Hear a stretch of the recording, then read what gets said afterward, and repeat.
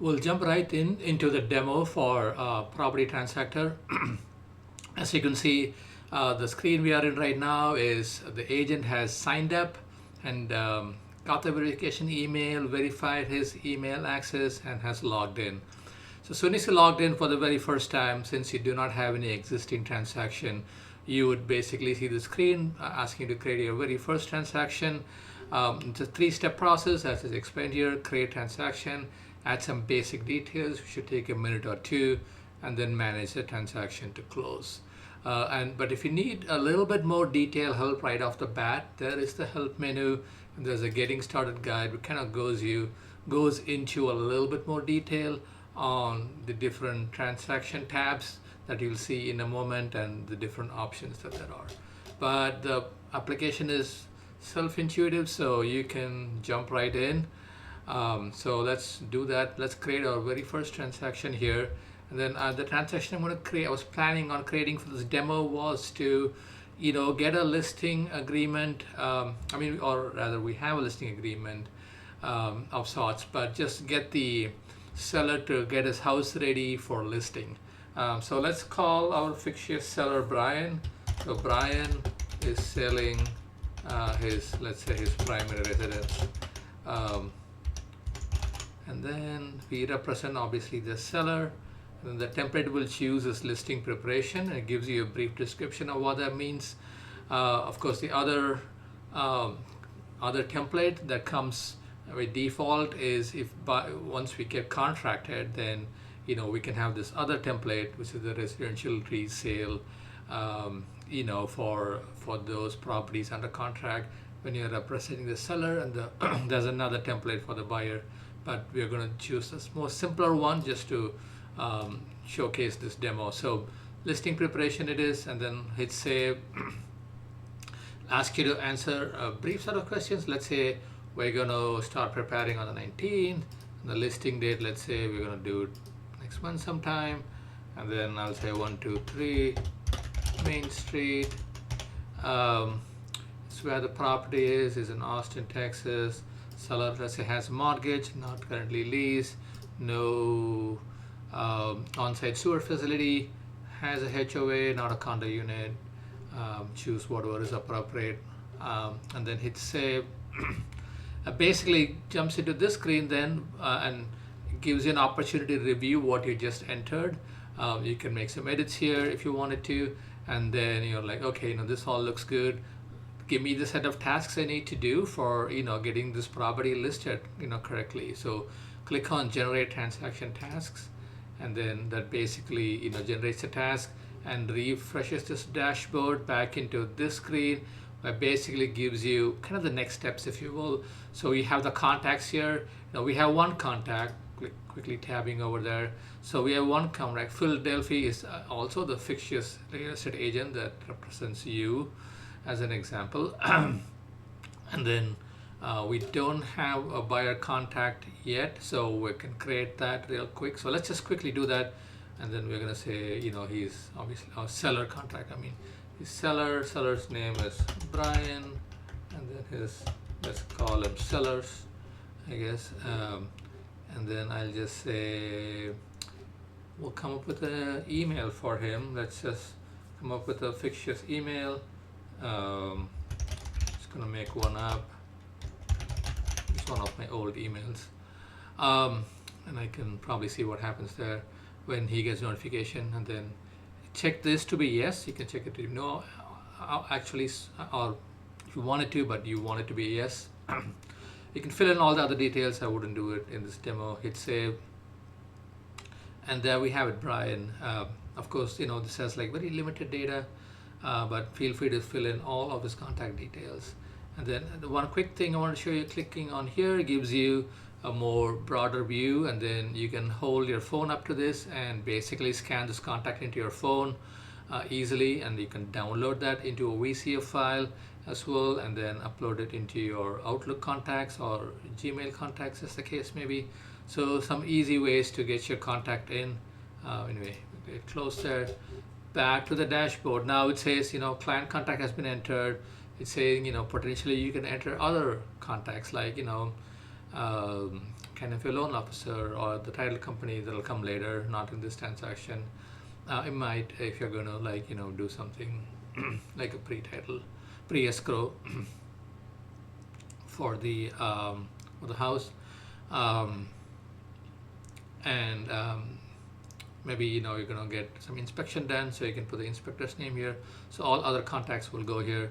The tasks can go over here. So right now let's look at, so there's obviously one task that's coming up, rest are not to be started. So basically the first task, or today's task rather, is just the establish this new current relationship, which you probably would have already done, but anyway, it's a task out there. And then all these other tasks coming up, asking, for example, your seller to update the contact list with additional contacts. This is a task for you to make sure you get your listing agreement signed, and then review, for example, need for staging. So there's a whole bunch of tasks.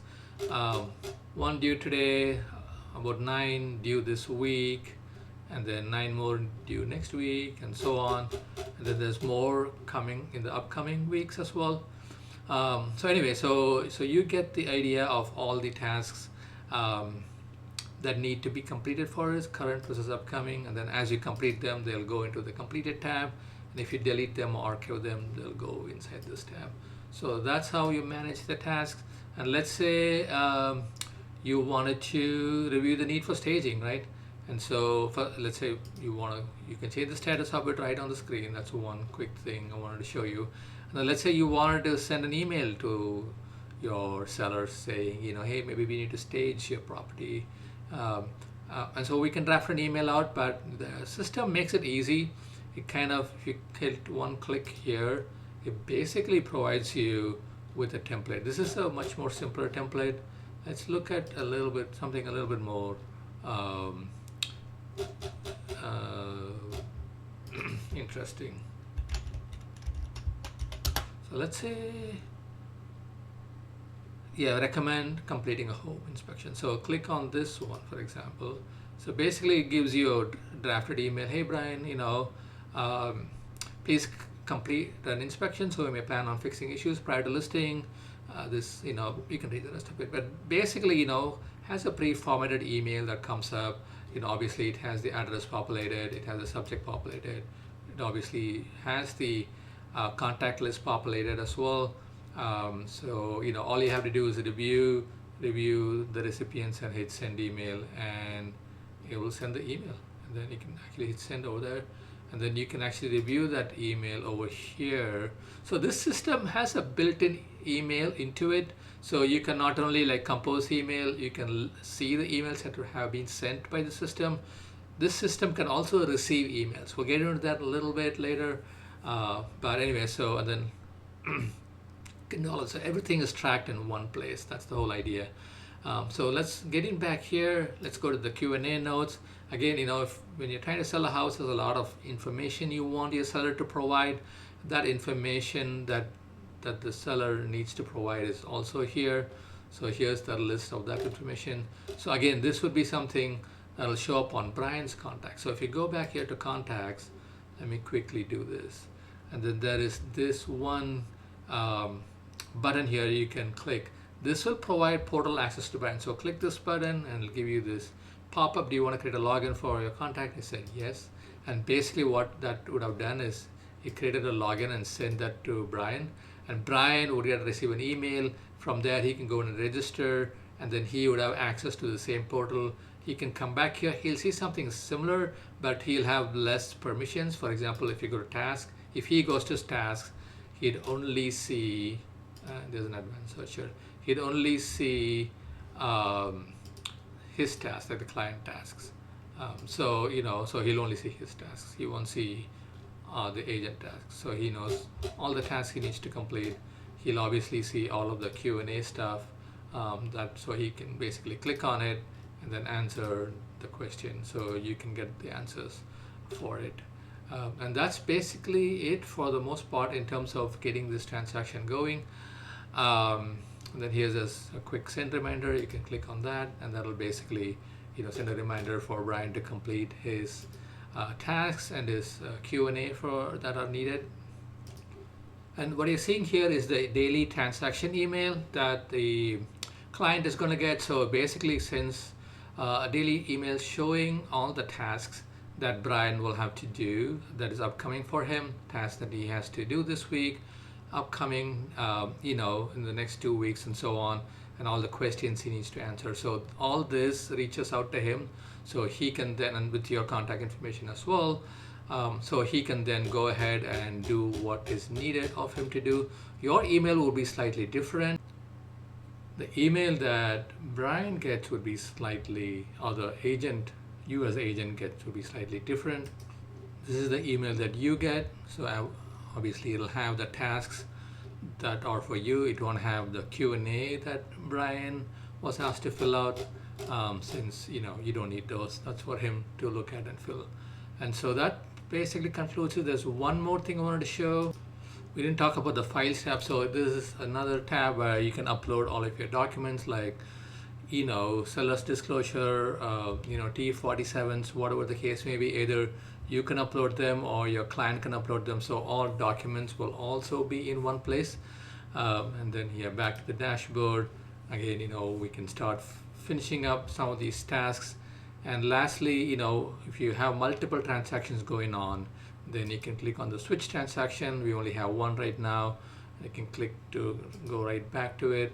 But if you have multiple, they'll all show up here, and they'll all have the task progress bar as well showing up here. So that concludes this short demo. And then one other quick thing I could say, there's a support option. If you do have any questions, you can always reach out. Click on this link and then create a support ticket. And that's another way to get to us if you have any questions that need to be answered from the application perspective as well. All right, thank you very much.